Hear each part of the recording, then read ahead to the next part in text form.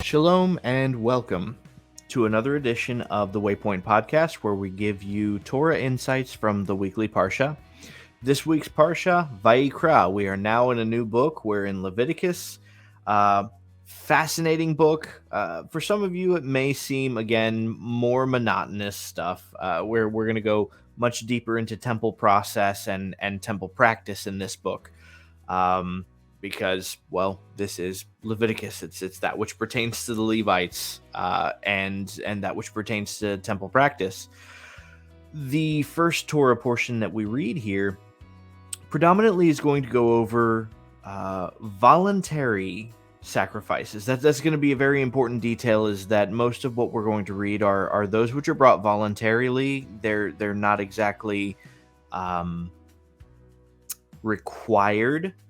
Especially the first one. So the first sacrifice that we read about is going to be the burnt offering, which is an interesting one, because what we read about it is that it is for atonement of some sort, but it is a free will offering. You bring it at your own free will. It's not a requirement. So, I mean, how does that work? What all is involved with that? There's a number of questions that go into that, and it's fascinating. After that, we also get the meal offerings, those that involve fine flour and whatnot. And all of those are to be salted, which there's a wonderful lesson in that, and all on its own. My colleague actually has a wonderful lesson kind of focusing a little bit on that aspect of it. After that, we get the sin offering and also the guilt offering. And that's kind of where our Parsha ends. So with that said, I'll go ahead and hand it over to Seamus for the lesson that he has prepared for us, and I hope that this blesses you, as it will surely bless me.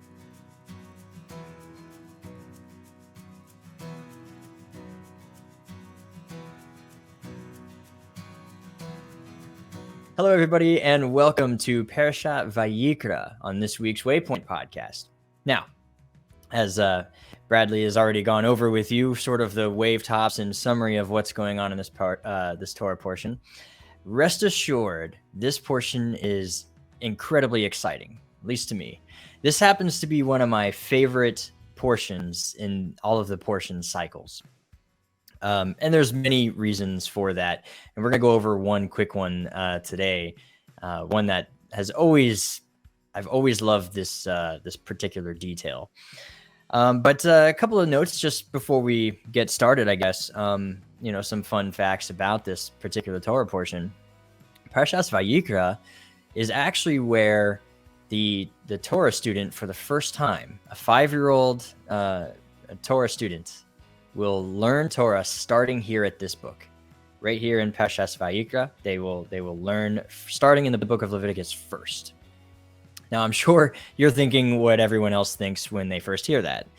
This is the book you start with when you first start learning the written Torah? Like, of course, you're 5 and you've been exposed to a lot of Torah by now anyway, if you're growing up in a Jewish home, but this is where you start. Why not Genesis? Why not, maybe Exodus and its epic?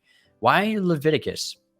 And I am going to hopefully shed some light onto why I think this is the most important and foundational book to begin your Torah learning journey on. And not because of just the sacrifices, which, of course, if we had a standing temple today, would be significantly more important, especially if you're a priest, a Kohen, or you're living in the land of Israel, close enough to the temple where these would be a lot more relevant on a practical surface level reading. But why even still to this day, 2,000 years later, this is still the book we start with. This is the foundational book. So come with me while we journey through Vayikra.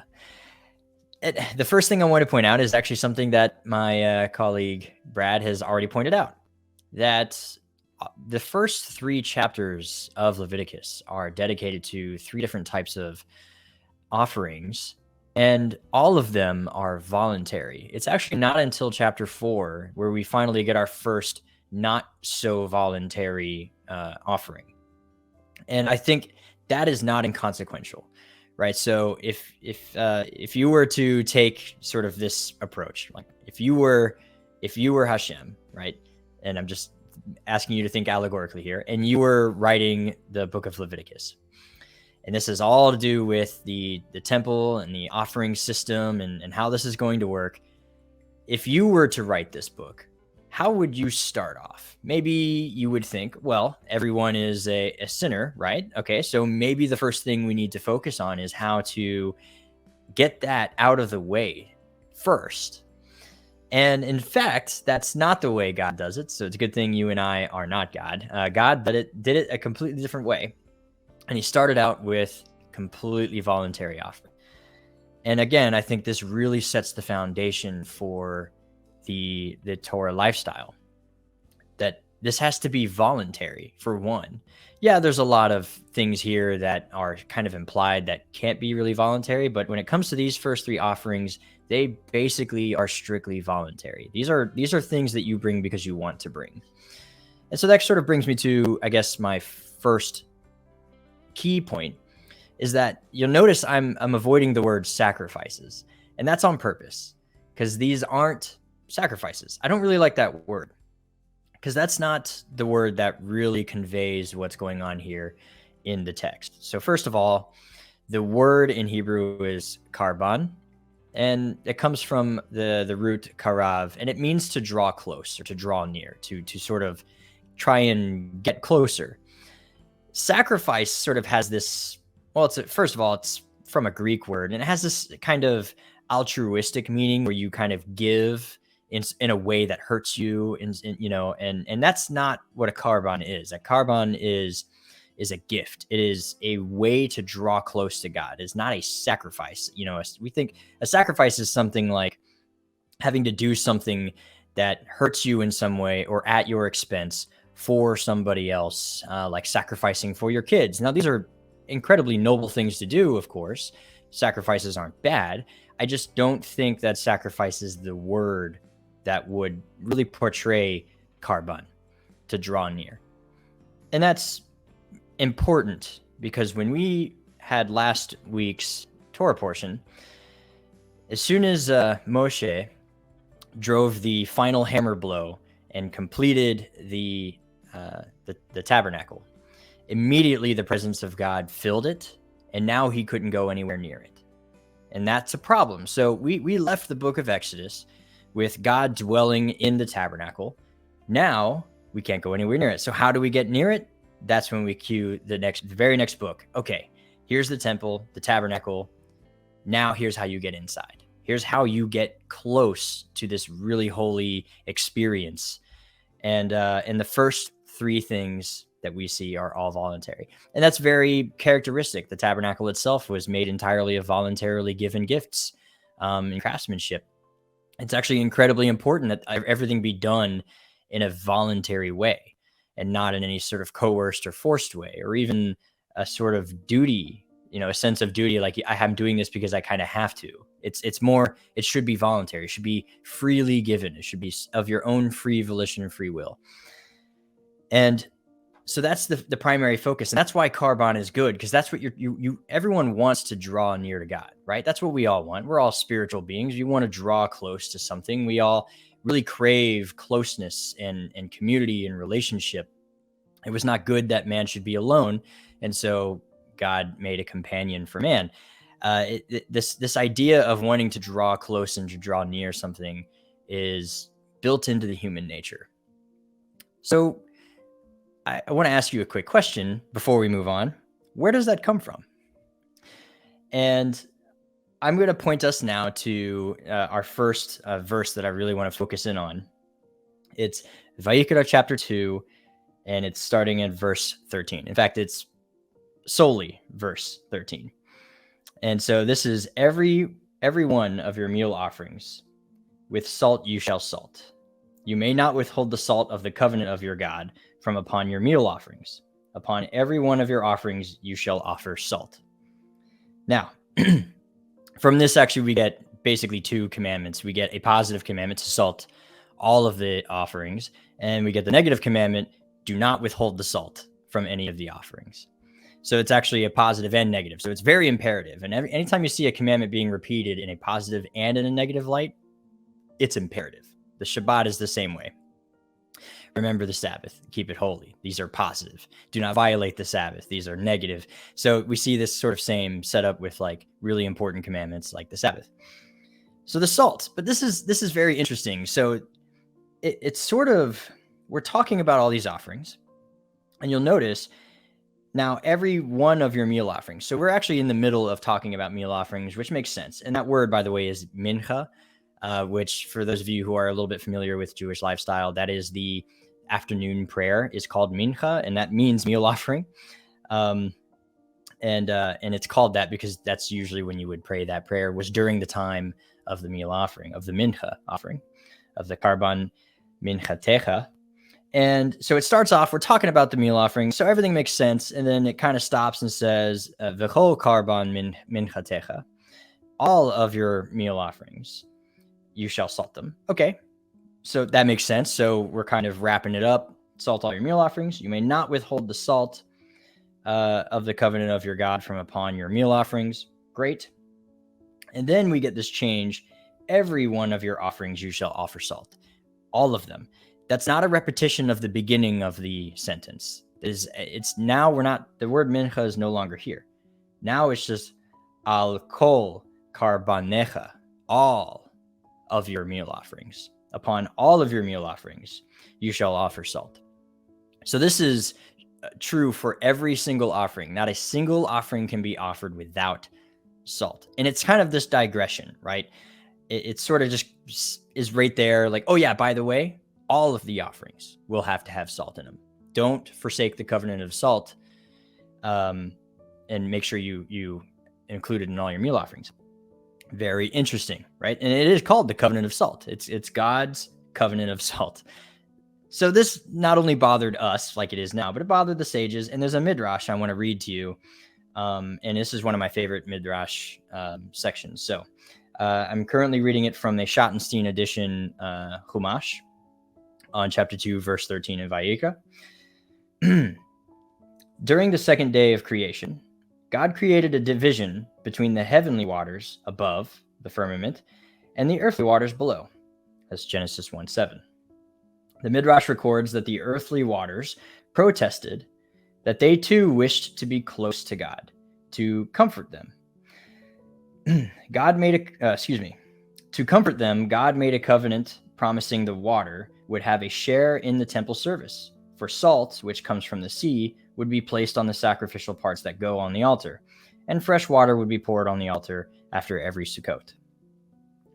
Now, it's going to keep going. If the salt was to assuage the wounded feelings of the lower waters, as it were, then why wasn't water poured on the altar with every offering? The answer may be found in how salt is taken from the sea. This is where my favorite part comes in. The water is boiled off or allowed to evaporate, leaving the salt behind. Thus, even the lower waters rise to heaven in the form of water vapor. The only component of the water that is condemned, so to speak, to remain to the lower world is its salt. And in this verse, God declared that it too is needed for his service.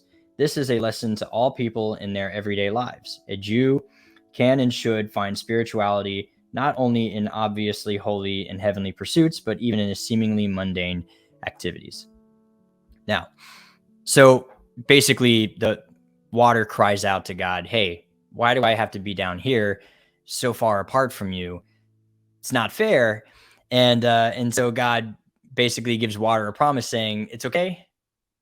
You will be included, and you will rise up to me on the altar, where you will be reunited with me. And so the water will evaporate, salt is left behind, and we can't forget about the salt because that's part of the ocean. And so it too evaporates and joins to be with God. The altar would burn up everything, right? So it's part of the heavenly service.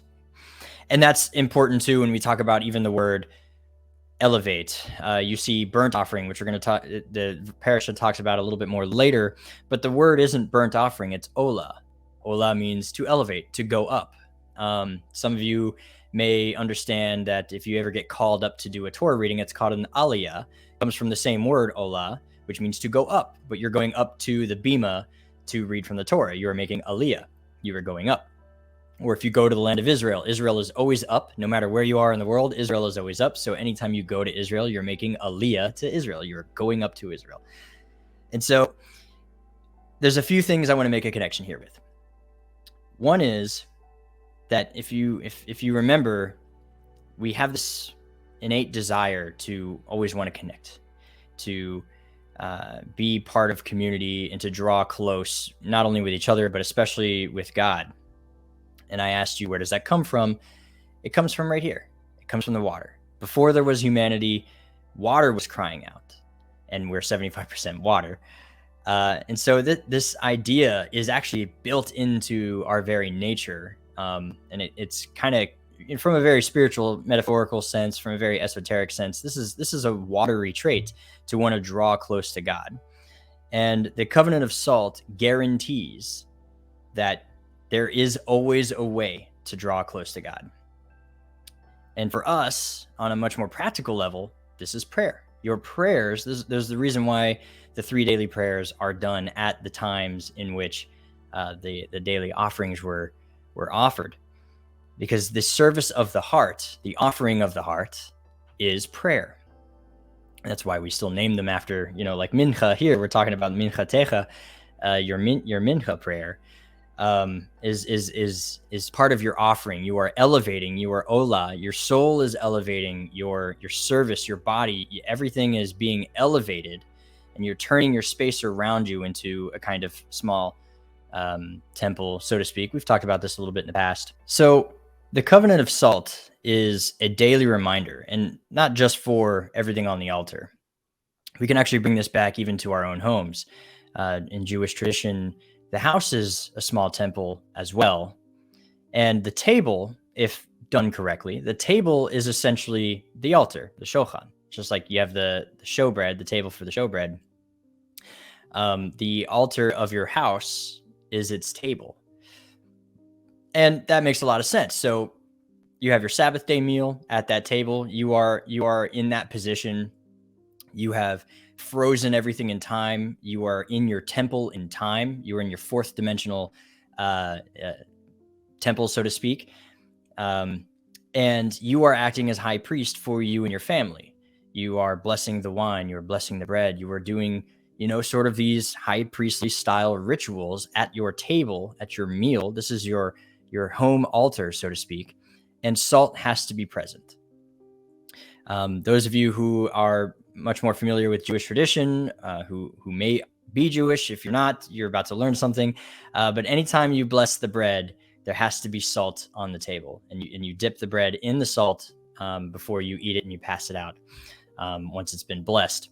Just remember that the salt can also be a reminder that setbacks don't have to necessarily be setbacks and just setbacks. Sometimes that setback can help propel us forward faster or better.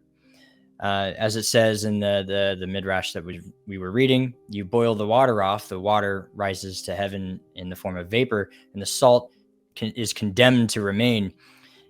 Since we're talking about Torah here, I'm going to use terms of archery, but you have to pull the arrow back before you can release it, and it will fly forward at speed. And so sometimes there are things that have to feel left behind or be pulled back, but it actually elevates the service. It elevates our purpose in the world. It elevates our prayer. It elevates the mundane.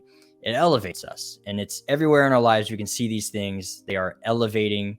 And every time we are obedient, every time we step into our prayer lives daily, we are korban. We are drawing near, and we are elevating, olah, ourselves in our space, whether it be a space in time like the Shabbat, or it be a space for your daily prayers, your actual literal where you are, where your little space is.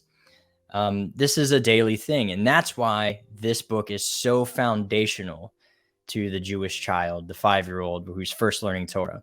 These things are underneath the text, and they are incredibly foundational to the whole purpose of the Torah, the voluntary action, the wanting to draw near because you just want to be with God like the waters, which is what you're made of. and you happen to be the salt of the earth currently, and you are remaining down here in a sort of metaphorical, allegorical sort of sense.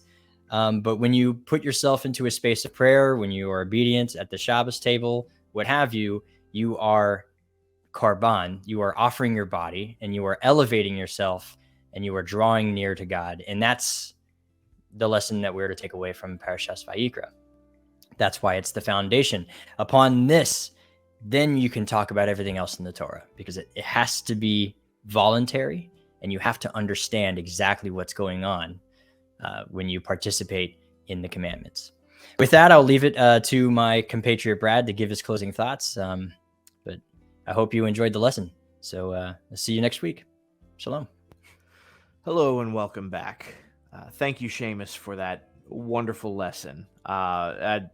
Absolutely spectacular. These are things that I personally had never considered until just now recording this. For my usual tradition, the Haftarah connection, where I try and find a connecting point between the Haftarah and the Torah portion. Of course, that's what the Haftarah is for. And there are numerous rabbis who've come long before me who have made wonderful connections between the two. But I try and make at least one small connection that I can between the two, even if it's rather insignificant. The connection is made, and I feel like I've done something. For this week, though, I think it's rather a significant connection. Not in that there's a similarity, but there's a blatant contrast between what we observe in the Haftarah and what we observe in the Parsha. So the Haftarah for this week comes from Isaiah 43, and also it goes into 44, specifically verses 15 and 16. It's describing somebody who has, taken wood and is doing various things with it. Among these are building an idol. But the sequence, the order of events is very important, because that's where the contrast happens here.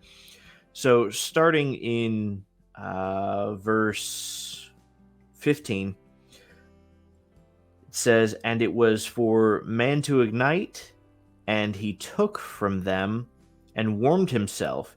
He even heated the oven and baked bread, and he even made a god and prostrated himself, and he made a graven image and bowed to them." Going into 16, it says, "Half of it he burnt with fire, half of it he ate meat. He roasted a roast and became sated. He even warmed himself and said, 'Aha, I am warm, I see fire.' And what is left over from it," going into verse 17, "he made a god for his graven image. He kneels to it and prostrates himself and prays to it, and he says, 'Save me, for you are my God.'" Now, this is in direct contrast to what we see, especially in the case of the peace offering, but throughout all of the offerings that we've read about. The reason I single out the peace offering is that the peace offering is intended to be a dinner meal with Hashem, right? That's the idea, is that a portion is given to Hashem. A portion would ultimately be for the priests. We'll read about that a little later in Leviticus. And then a portion is also for you, right? Everybody in the family is eating from this same meal. But what we read first and foremost is what is allotted to Hashem himself, right? That's the first thing that we get described, is what we owe to Hashem, right? What belongs to Hashem. That's first and foremost, right? And then after that, you get the portion for the Levites, and then you get the portion for yourself. And this is what happens last. Whereas what we see in the example of this individual that's being described in the Haftarah is that first and foremost, he's taken care of himself, right? He's seen to his own bodily needs. He's seen to it that he is warm when it's cold. He's seen to it that he is fed when he's hungry. And then with what's left over, he builds an idol that he will intend to worship, This is in direct contrast to what we see that Hashem desires from us, right? Hashem always desires that we give him the first and the best of what we have, and that goes into a little bit of every aspect of our life. And I'm reminded instantly at that thought of Mark 135, where when we read about Yeshua and his own practice, right, it says that very early in the morning, while it was still dark, he got up, went out, and made his way to a deserted place, and he was praying there. So the very first part of his day, he dedicated to Hashem. He dedicated to prayer and communing with Hashem. And this is actually, this is something that Judaism has always done and still does to this day. This is what shacharis or shacharit is, right? Your morning prayers. It's what happens immediately upon waking up, right? You wake up, you do your natilat yadayim, washing of the hands, you wash your mouth out, and you recite the morning prayers. And this is the first thing that you do before continuing with the rest of your day. So the very first portion of your day belongs to Hashem.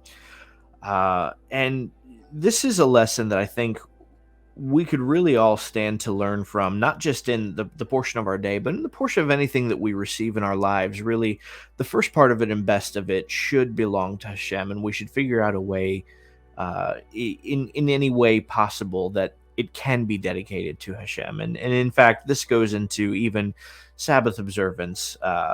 Many times, if there's something new bought during the week, especially after Wednesday, it will be reserved and won't be used until Erev Shabbat, when it will be being used for the very first time for the sake of Hashem.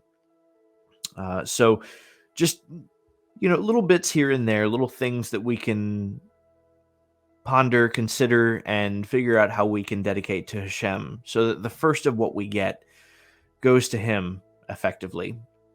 That's really all I've got for this week. That's my Haftarah connection. So I definitely hope that you've enjoyed this lesson. I hope that you have gleaned from it in a way that will bless you. If you hope to see more content like this, please hit the like and subscribe button and believe in the bell. That's not what Seamus usually says, but I'm making up my own version of it on the spot. So hate me if you like. But definitely show up next week for next week's Waypoint podcast, and shalom.